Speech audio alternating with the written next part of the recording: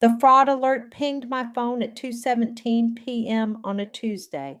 I was in the middle of reviewing quarterly reports when my screen lit up with that little red notification that would change everything. My name is Cassandra, and until that moment, I was just another 29-year-old financial analyst trying to make it through another mind-numbing workday. But there it was.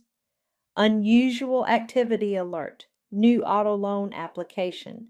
I nearly choked on my coffee. Auto loan? I hadn't applied for any loans. Everything okay over there? Kendall called from the next cubicle. I I don't know, I muttered, fingers trembling as I opened my banking app. There it was, a $40,000 auto loan application pending approval. My stomach dropped. I dialed the bank immediately. After verifying my identity, the representative pulled up the details. Yes, Ms. Green, I can confirm there's a loan application submitted yesterday at 3:45 p.m. The paperwork appears to be in order. We have your driver's license scan, proof of income, and signature. But I didn't submit anything, my voice cracked. I was in a client meeting yesterday afternoon. One moment, please, I heard typing. The application was submitted in person at our downtown branch. My mind raced. Who would have access to my... Then it hit me. My mother had asked to borrow my ID last week to update some family insurance paperwork. I'd said no, but my spare ID was in my old desk at my parents' house. I grabbed my keys and phone, barely remembering to tell my supervisor I had a family emergency. The drive to my parents' house was a blur of rage and disbelief. I found them in the kitchen, Mom arranging flowers while Dad read the paper. So normal, so innocent. Did you take out a loan in my name? The words burst out before I could even close the door. Mom didn't even look up. Oh, honey, is that what you're worked up about? It's just some paperwork to help Micah get started. Started with what? His new car, sweetie. She smiled like she was telling me about a surprise party. He needs something reliable for his new job interviews. You know how important first impressions are. You committed fraud. My voice was shaking. You forged my signature. Dad finally looked up from his paper. Now, Cassandra, don't be dramatic. We're family. Your mother and I co-signed all your student loans, remember? This is just evening things out. My student loans were in my name. I paid every cent myself. Exactly, Mom chirped. You're so good with money, dear. Micah needs this chance to build his credit. He can't get approved on his own yet. Because he has no job. I was practically screaming now. Where's the paperwork? In Daddy's study. Mom sighed. But really, honey, it's all taken care of. The payment plan is very reasonable. I stormed into the study, finding the loan documents in the top drawer. There was my signature, a decent forgery, but definitely not mine. They'd even uploaded a scan of my driver's license. We'll make the payments, of course, Mom called from the kitchen. You won't have to worry about a thing. I stared at the papers, my hands shaking. 20 years of this, of being the responsible one, of watching them bail Micah out again and again while I worked my way through college, of being told that family means sacrifice. I need these, I said, clutching the documents. Don't be silly, Mom laughed. Everything's finished. Come see the photos of the car we picked for Micah. It's this gorgeous red Mustang. I wasn't listening anymore. I was looking at the loan officer's business card paper clipped to the documents. Linda Martinez, senior loan officer. I have to go, I said, my voice eerily calm. But dinner's almost ready, and Micah's coming over to celebrate. I was already walking out, phone in hand. In my car, I took 3 deep breaths, then dialed the number on the business card. Hi, Ms. Martinez. This is Cassandra Green. I need to report a fraudulent loan application. My voice was steady now. Yes, I can hold for the fraud department. I watched through the windshield as Mom appeared at the front door, waving for me to come back inside. For the first time in my life, I didn't wave back. "You're actually doing it?" Alexis stared at me across her kitchen table as I filled out the police report. "Filing charges against your own parents? What choice do I have?" I looked up from the paperwork. "They forged my signature, Lex. Used my ID. The loan officer said this is a felony." "Good." Alexis slid a fresh cup of coffee toward me. "Remember last Christmas when they guilted you into paying their property taxes? And the time before that when I had to cover Micah's rent?" I sighed. "Sign in the bottom of another form? God, I've been such an idiot." "No, you've been manipulated. There's a difference." She peered at the stack of papers. "What happens next?" "The detective said they'll investigate quietly first. Build a case." I pulled out my phone, showing her the banking app. "But here's the thing. I started digging deeper, and there's more." Alexis leaned in. "More what?" "More loans. More accounts." My hands were shaking again. "There's a Best Buy credit card from last year I never opened. 3 store cards. Even a personal loan from 6 months ago. Jesus Christ. I need help tracking everything down." I rubbed my temples. "It's like every time I look, I find something new." My phone buzzed. A text from Kendall. "Still on for lunch? Brought those financial tracking sheets you asked for." "That's my cue," I said, gathering my papers.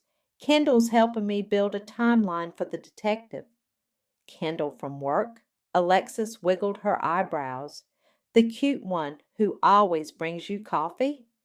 "Focus, Lex. I'm trying to send my parents to jail, remember?" At the office cafe, Kendall had claimed our usual corner table. Spreadsheets were already laid out beside his sandwich. "Okay," he said as I sat down. "I mapped everything I could find linked to your social security number. The red flags are concerning."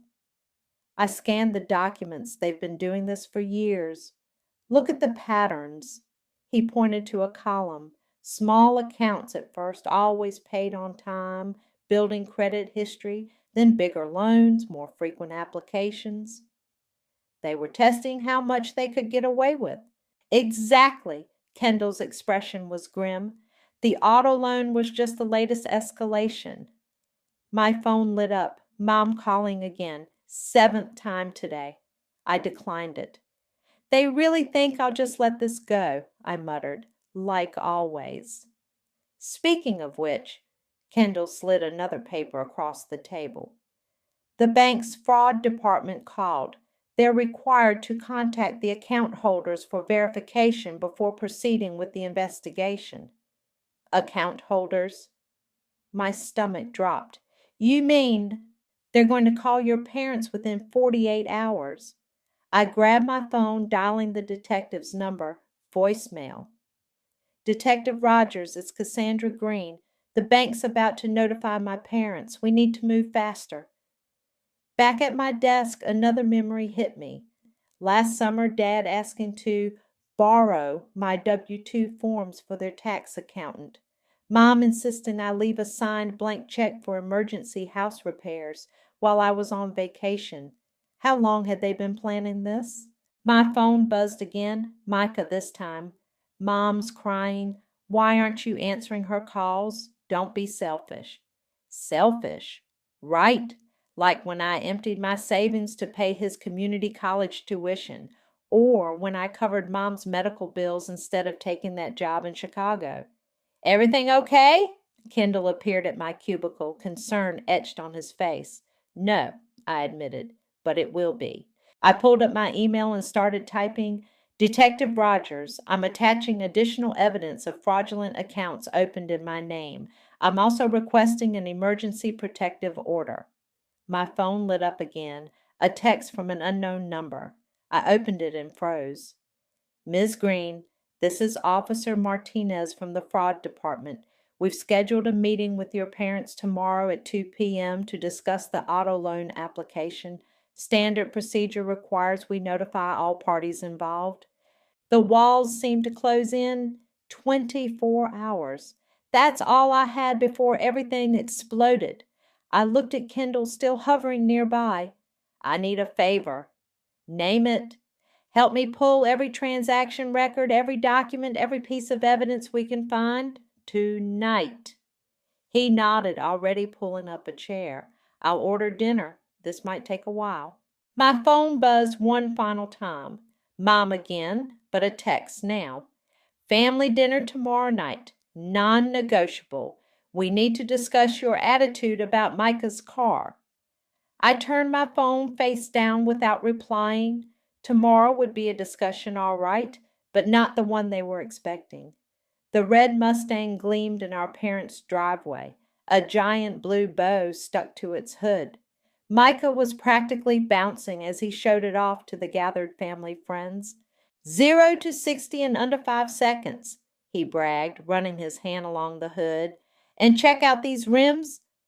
I stood on the porch, clutching a glass of wine I hadn't touched, watching the celebration unfold. Mom had insisted on throwing this surprise party for Micah's new car, the same car bought with my stolen identity. Isn't it wonderful? Mom squeezed my arm. Your brother finally has something worthy of his potential. I forced a smile. Sure is something. Speech time, Dad called out, tapping his glass. Veronica, you're up.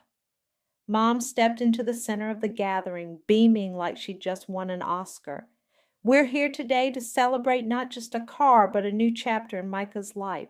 And none of this would be possible without our amazing daughter, Cassandra. My stomach lurched as every head turned toward me. Cassandra has always been the backbone of this family, Mom continued, her voice thick with fake emotion. Always there to support her little brother, always putting family first. Micah raised his beer. Yeah, thanks, sis. Couldn't have done it without you. You have no idea how right you are, I thought. To family, someone called out. To family, the crowd echoed. I slipped away during the toast, making my way to Dad's study. The door was locked, unusual for him, but I'd come prepared. The spare key was still taped under the hallway table, right where it had been since I was a kid. Inside, I went straight for the filing cabinet. Tax returns, bank statements, loan documents. I photographed everything I could find. In the bottom drawer, hidden under old magazines, I struck gold, a folder labeled Cassandra Important Documents. Inside were copies of my driver's license, social security card, pay stubs, and several practice sheets where they'd clearly been perfecting my signature. Looking for something? I whirled around. Micah stood in the doorway, keys to his new car dangling from his finger. Just getting some old photos for Mom, I lied smoothly, for the celebration slideshow. Funny, he smirked. Since Mom already finished the slideshow this morning, I slipped the folder into my oversized purse. Must have missed that memo. You know, he stepped into the study, Mom says you've been acting weird lately, making threats about the car loan. No threats. I kept my voice steady. Just questions. Well, stop questioning. His voice hardened. You're making everyone uncomfortable. Besides, it's done now. Just be cool about it, okay? Like you were cool about me paying your rent last year? He flinched. That was different. I was in a tough spot. And now? Now I've got opportunities lined up. Big ones. He jingled his keys. Just need to look the part, you know? Through the window, I could see guests starting to leave. Perfect timing. I pulled out my phone and sent a quick text to Detective Rogers. Evidence secured. Green light for tomorrow. What's that? Micah tried to peek at my screen. Just work stuff. I headed for the door. Enjoy your car, Micah. Wait, he grabbed my arm. You wouldn't actually do anything stupid, right? About the loan? I looked at his hand on my arm, then back at his face. Like what? Like, I don't know, making problems. His grip tightened. We're family, Cass. I pulled away. Yes, we are. And tomorrow we're going to have a real family discussion about what that means. Back in the hallway, Mom was waiting. There you are. Help me pack up the leftover cake. Can't. I held up my phone. Work emergency. But great party, Mom. I kissed her cheek, wondering if it would be the last time. Really showed everyone what this family's about. Outside, I texted Alexis. It's done. Got the evidence. You still okay to come with me tomorrow? Her reply was instant. Wouldn't miss it. Those bastards won't know what hit them. I looked back at the house, at the red Mustang in the driveway, at the party streamer still hanging from the porch, at Mom waving goodbye through the window. 29 years of memories of manipulation, of family first. My phone buzzed one last time. Detective Rogers. Officers will be in position by 2 p.m. tomorrow. Stay calm and let us handle everything. I got in my car and drove away, leaving the celebration behind. Tomorrow they'd learn what karma really looks like, and it looks like me. The unmarked police cars rolled up at exactly 1:58 p.m. I watched from my parked car across the street as 4 officers approached our family home. My hands wouldn't stop shaking. You don't have to watch this, Alexis said from the passenger seat. Yes, I do. Detective Rogers knocked on the door. Mom answered, still wearing her garden gloves. Her smile vanished when she saw their badges. Mrs. Green, I'm Detective Rogers. We have a warrant for your arrest. There must be some mistake. Dad appeared behind her. What is this about? Identity theft and wire fraud. The detective held up the warrant. Both of you need to come with us. This is ridiculous. Mom's voice carried across the lawn. We're respected members of this community. Ma'am, please turn around and place your hands behind your back. That's when Micah's Mustang screeched into the driveway. He jumped out, phone in hand. Mom, Dad, what's happening? Sir, stay back, an officer warned. Like hell I will. Those are my parents. Micah tried to push past them. Cassandra, call Cassandra. She'll fix this. I don't think she will, Dad said quietly, realization dawning on his face as he spotted my car across the street. Mom followed his gaze. When our eyes met, her face contorted with rage. You ungrateful little... Ma'am, you have the right to remain silent, the officer said, securing her handcuffs. Neighbors were coming out now, phones recording everything. Mrs. Peterson from next door covered her mouth in shock. The Wilsons hurried their kids inside. You can't do this, Micah was screaming. We're family. Cassandra, I know you can hear me. Alexis grabbed my arm. Don't you dare feel guilty. Don't you dare. I don't, I whispered. I feel relieved. The officers led my parents to separate cars. Mom was crying now, but not her usual manipulative tears. These were rage-filled sobs that shook her whole body. You've ruined everything, she shrieked in my direction, after everything we've done for you. The car door slammed shut. Micah stood in the driveway looking lost and small next to his shiny new Mustang. My phone started buzzing, calls and texts from relatives pouring in. I switched it off. Let's go, I told Alexis.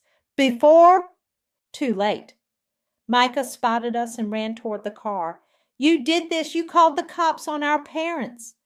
Back away from the car, Alexis warned, but I was already rolling down my window. Why? Micah's face was streaked with tears. How could you do this to us? To us? My voice was ice. They stole my identity. They forged my signature. They were helping me. That's what family does. No, Micah, that's what criminals do. He slammed his hands on my car door. Fix this. Call it off. I can't, and I wouldn't if I could. I started the engine. The detective will probably want to talk to you, too, about how much you knew. His face went pale. What's that supposed to mean? Check your text messages from last month, the ones where Mom told you about the loan plan." I watched his expression crumble. "Yeah, I found those too." As we pulled away, my phone buzzed again, a number I didn't recognize. Against my better judgment, I answered on speaker. "Cassandra? It's Aunt Sophia, your mother's sister." I hadn't heard from her in years. Mom always said they had a falling out over money. "I saw what happened," Sophia continued. "It's all over the neighborhood Facebook group. Listen, there's something you should know about why I stopped speaking to your mother." I pulled over, my heart pounding. "I'm listening." 10 years ago, she did something similar to me, used my information to take out loans. I confronted her, but your father covered it up, paid everything off to keep me quiet. She paused. "I should have pressed charges then. Maybe if I had—" "It's not your fault," I said, but my mind was racing. How long had they been doing this? "There's more," Sophia said. "Things you need to know about your college fund, your grandmother's inheritance. Can we meet?" I looked at Alexis, who nodded encouragingly. "Tomorrow," I said. "I'll text you my address." After hanging up, I sat in silence, processing everything. "You okay?" Alexis squeezed my hand. "No," I admitted, "but I will be. For the first time in my life, I actually will be." My phone lit up with a text from Detective Rogers. "Parents processed and detained. Bail hearing tomorrow. You did the right thing." The right thing? Funny how it could feel both absolutely correct and completely devastating at the same time. "Come on," Alexis said gently. "Let's get out of here before more relatives show up." I drove away from my childhood home, leaving behind the chaos, the screaming, and 29 years of carefully constructed lies. The truth, it turns out, makes a sound like handcuffs clicking shut. Aunt Sophia looked exactly like Mom, but with kinder eyes and more gray in her hair. She sat across from me at my kitchen table, spreading out old documents like dealing cards. "Your grandmother left you $120,000 for college," she said, pushing forward a yellow document, "in a trust that was supposed to be untouchable until you turned 18. I stared at the trust agreement. "But—" "Mom said there was only enough for my first semester. That's why I had to take out loans. Veronica cleaned out that trust account 2 months before you graduated the high school." Sophia's hands trembled as she showed me the bank records. "Used it to pay for Micah's private school. Your father helped her forge the paperwork." The room started spinning. All those scholarships I applied for, all those night shifts at the diner. "They watched you work yourself to exhaustion," Sophia's voice cracked, "while sitting on your inheritance." "Why didn't you tell me?" "I tried. Remember that huge fight at Christmas when you were 17, when your mother banned me from the house?" Sophia wiped her eyes. "That's what it was about. I threatened to tell you everything." My phone buzzed. Another relative telling me I was going to hell for betraying family. I turned it face down. "There's more." Sophia pulled out another folder. "Your mother, she has a pattern. Before you there was me. Before me there was our cousin Rachel, always targeting family members who were doing well financially." "The perfect victims," I muttered, "because family doesn't press charges." "Except you did." Sophia reached across the table and squeezed my hand. "You were braver than any of us." A knock at the door made us both jump. Through the peephole I saw Kendall holding takeout bags. "Sorry," he said when I let him in. "I thought you might need lunch. I didn't know you had company." "It's okay," I introduced them. "Kendall's been helping me track everything." Speaking of which, he set down the food and pulled out his tablet. "The DA wants to know if you're still willing to testify. The preliminary hearing is next week." "Of course I'm—" Another knock cut me off. This one was more like pounding. "Cassandra!" Micah's voice. Open up. We need to talk. Sophia grabbed her papers. Is there a back door? No. I moved toward the door. But there's a security camera. Through the camera feed on my phone, I could see Micah pacing in the hallway, looking wild-eyed and disheveled. I know you're in there. He slammed his fist against the door again. Mom's bail hearing is tomorrow. You have to drop the charges. Kendall was already calling building security. They're your parents, Micah continued shouting. How can you let them sit in jail? Do you know what it's like in there? I pressed the intercom button. About as nice as having your identity stolen? They did it for me because they loved me. No, Micah. They did it because they could, because they've been doing it for years. That's a lie. Ask them about my college fund, I said, watching his face on the camera. Ask them what they did with Grandma's trust money. He faltered. What trust money? The money that was supposed to pay for my education, the money they used for your private school instead. You're lying. But his voice was weaker now. Security's on their way, Kendall murmured. Think about it, Micah, I continued. All those times I worked double shifts in college. All those scholarships I desperately needed. Did you ever wonder why? I didn't. No, you didn't, because you were the golden child, the one they actually invested in. 2 security guards appeared in the hallway. Micah saw them and backed away. This isn't over, he warned. You've destroyed our family. No, I watched him retreat. Mom and Dad did that long ago. I'm just finally telling the truth about it. After he was gone, I slumped against the wall.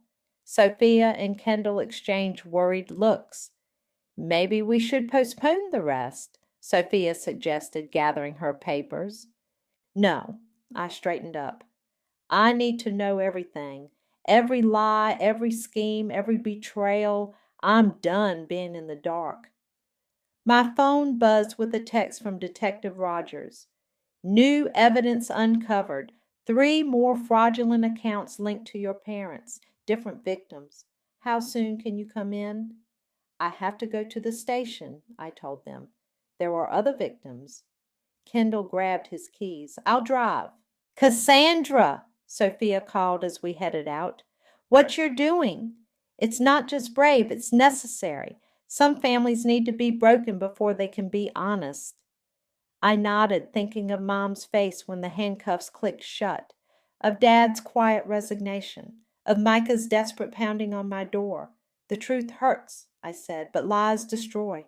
We left Sophia with her pile of evidence, each document a new wound to process, each revelation another crack in the foundation of everything I thought I knew about family. Play it again, Detective Rogers said, leaning forward in his chair. I pressed play on my phone's voice recorder. Micah's threats from outside my apartment filled the small interview room.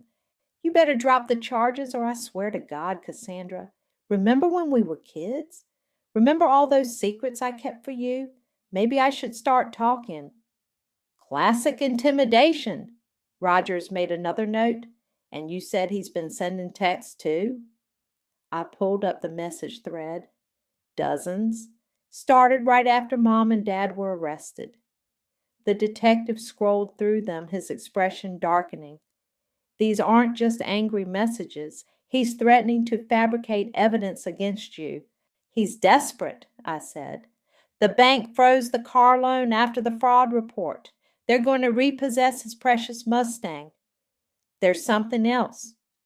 Kendall spoke up from the corner where he'd been quietly working on his laptop. Show them what we found, Cassandra.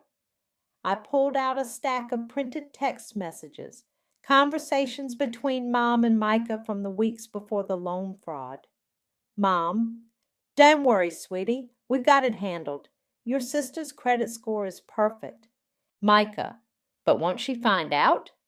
Mom, she never checks her credit report. By the time she notices, the car will be paid off. Micah, you're the best mom ever. Rogers whistled low.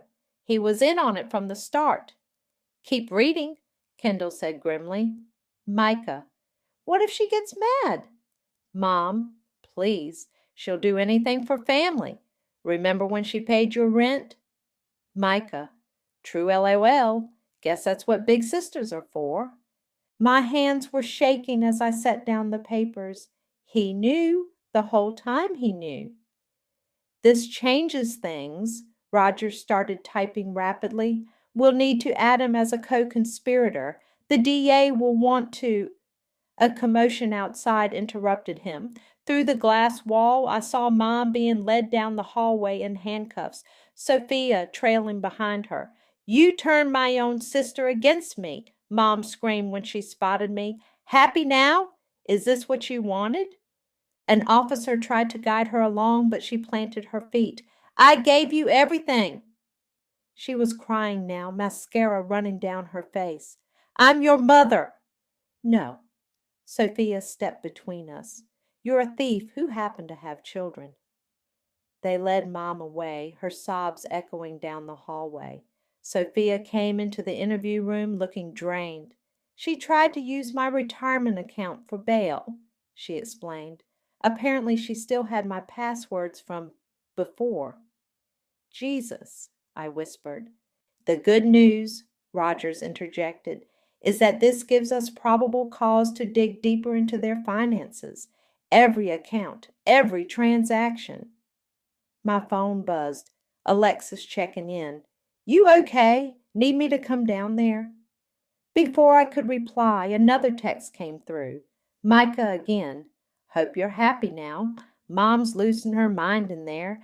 Dad's not eating. This is all your fault. I showed it to Rogers, who added it to the evidence file. I remember when I was 17, I said suddenly. I needed Mom's signature for a scholarship application. She was too busy to sign it, so I forged her name. Felt guilty for weeks. And now? Kendall asked softly. Now I realize they've been forging my name for years. Funny how karma works. Rogers closed his laptop. We'll need you to come back tomorrow to sign some more statements. And Cassandra? He paused. You might want to consider a restraining order against your brother. Outside the station, the summer air felt thick and heavy. Kendall offered to drive me home, but I needed to walk, needed to think. I'll come with you, he said, falling into step beside me. We walked in silence for a block before he spoke again. You know none of this is your fault, right? My head knows that. My heart. I stopped at a crosswalk. My heart keeps remembering Christmas mornings and family vacations, and those memories can be true while this is also true, he finished. Both things can exist. My phone buzzed again. Unknown number this time. This is Rachel, your cousin. Sophia gave me your number. I heard what happened. The same thing happened to me 10 years ago. Can we talk? Another victim, another story, another thread in the tapestry of lies my parents had woven. You know what the worst part is? I looked at Kendall.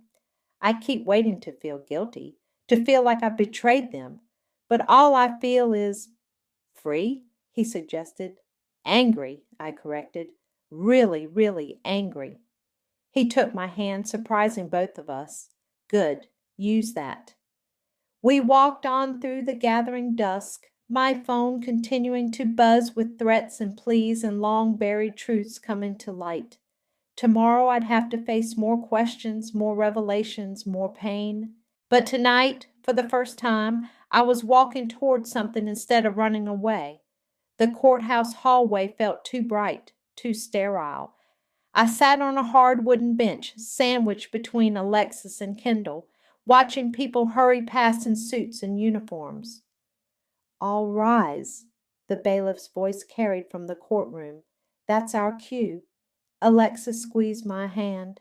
You've got this. Inside, Mom and Dad sat at the defendant's table, looking smaller in their jail uniforms than I'd ever seen them. Mom tried to catch my eye. I stared straight ahead. The state calls Cassandra Green to the stand. Walking to the witness box felt like moving through water.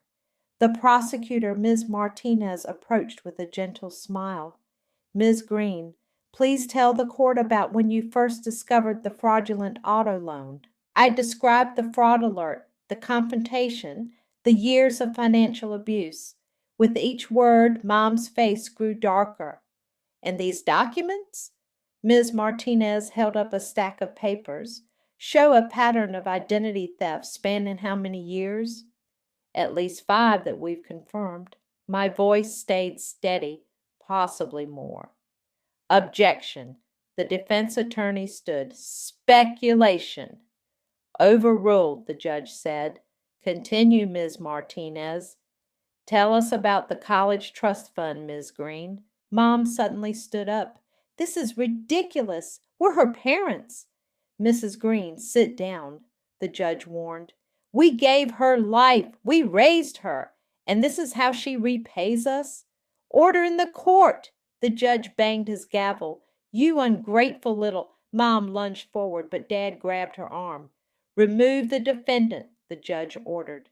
As officers led Mom away, her screams echoed through the courtroom. You're dead to me. Dead! You hear me, Cassandra? I didn't flinch, didn't cry, just watched as they took her away. Would you like a brief recess? The judge asked me. No, Your Honor. I'd like to continue. The testimony went on. Bank statements, forged signatures, text messages proving premeditation. Through it all, Dad sat silent, staring at his hands. Then came the surprise. The state calls Michael Green to the stand. Micah walked in, escorted by officers wearing handcuffs. He'd been arrested that morning after the text messages proved his involvement. Mr. Green, Ms. Martinez began, please tell the court about your role in the auto loan fraud. Micah looked at Dad, then at me, then at the floor. I knew about it. Knew about what, specifically? That they were using Cassandra's identity, that it was illegal. His voice cracked. Mom said it would be fine. That family takes care of family. And did you express any concern about defrauding your sister? Micah's laugh was hollow. Why would I? She always fixed everything, paid for everything. That's what she was there for. The courtroom fell silent. In that moment, I finally saw my brother clearly, not as the golden child, but as the puppet he'd always been. No further questions, Ms. Martinez said quietly. The verdict came swiftly. The evidence was overwhelming. On the charge of identity theft, guilty. On the charge of wire fraud, guilty. On the charge of conspiracy to commit fraud, guilty. Dad closed his eyes. In the gallery, Sophia gripped my shoulder. Before sentencing, the judge looked at my parents. Do you have anything to say? Dad stood slowly. I'm sorry, not for getting caught, but for failing as a father, for teaching my children that love means exploitation. And you, Mrs. Green? Mom had been brought back in, still seething. I have nothing to say to that traitor. Very well. The judge shuffled his papers. I sentence you each to 2 years in federal prison, followed by 3 years of supervised release. You will make full restitution to all victims. It was done, just like that. Outside the courthouse, reporters waited with cameras. Sophia guided me through the crowd while Alexis ran interference. Cassandra, how does it feel to send your parents to prison? Any comment on your brother's arrest? Do you regret pressing charges? I stopped at the top of the courthouse steps, turned to face them. Family isn't a blank check, I said clearly. Love isn't permission to steal someone's future. And sometimes, I look back at the courthouse doors. Sometimes justice looks like walking away. Kendall appeared at my side, car keys in hand. Ready to go? I nodded, suddenly exhausted. As we drove away, I watched the courthouse shrink in the rearview mirror. 2 years. That's how long I had to rebuild my life, my credit, my sense of self. You did it, Kendall said softly. No, I corrected him. thinking of Sophia's strength, Alexis's loyalty, his unwavering support. We did it. My phone buzzed, not with threats this time, but with a message from Detective Rogers. Justice served. You should be proud. I was, but more than that, I was free. To freedom! Alexis raised her mimosa glass across the brunch table. And to finally having a credit score higher than your age? Our small group, Alexis, Kendall, Sophia, and even cousin Rachel, clinked glasses in celebration. The morning sun streamed through the cafe windows, warming my face. The last fraudulent account was officially cleared yesterday, I announced. Everything's finally in my name only. And Micah? Rachel asked carefully. Took a plea deal, 18 months plus restitution. I stirred my coffee. He wrote me a letter from jail. And? Sophia leaned forward. I haven't opened it yet. The envelope sat in my purse, burning a hole through the leather. Not sure I want to. Whatever's in there? Kendall squeezed my hand under the table. It doesn't change anything. My phone buzzed. A text from Mrs. Peterson, our old neighbor. Your mother's been calling me from prison, asking me to pressure you into reconciliation. I told her to stop. Some bridges stay burned. Speaking of burning bridges, Alexis pulled out a small wrapped package. We got you something. Inside was a new leather wallet, embossed on the front, My identity, my rules. You guys, I blinked back tears. Look inside, Rachel urged. They'd filled it with new cards, credit, debit, ID, all issued after the fraud cleanup. My real signature gleamed on each one. No more looking over your shoulder, Sophia said softly. No more wondering who's using your name.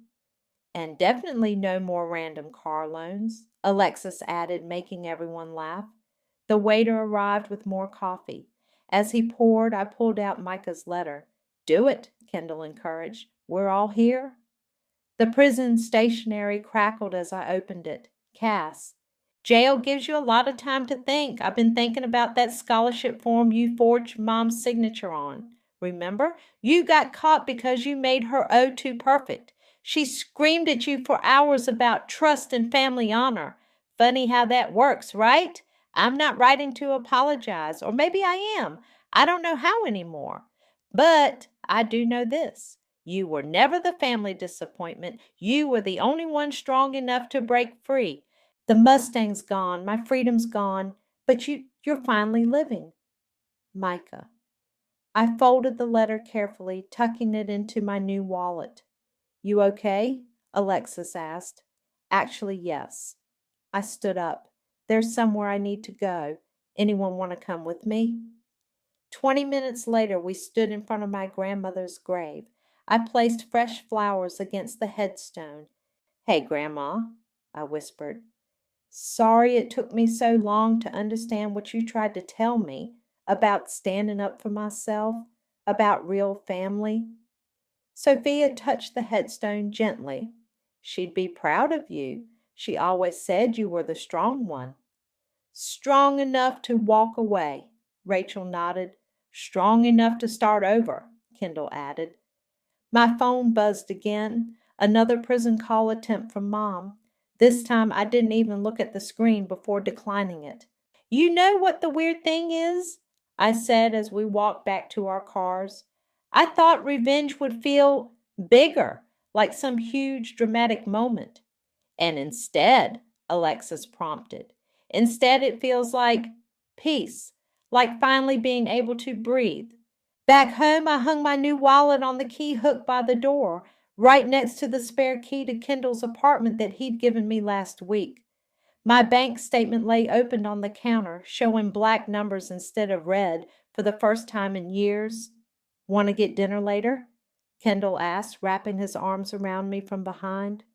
Actually, I turned to face him. I was thinking about taking that job offer in Seattle, the one I was too scared to consider before. His face lit up. Really? Really. New city, new start. I smiled. Want to help me apartment hunt? Want to share one? He asked quietly. Before I could answer, my phone lit up with a text from Sophia. Found more of your grandmother's letters. She left you something else? Come over tomorrow? I showed Kendall the message. Tomorrow's going to be interesting. Your whole future's going to be interesting, he corrected. That's what happens when you start living for yourself. I looked around my apartment, at the family photos I'd chosen to keep, at the friends who'd become family, at the man who'd helped me find my strength, at my new wallet with my real signature inside. This was what karma really looked like. Not revenge, but reconstruction. Not anger, but peace. And it looked exactly like me.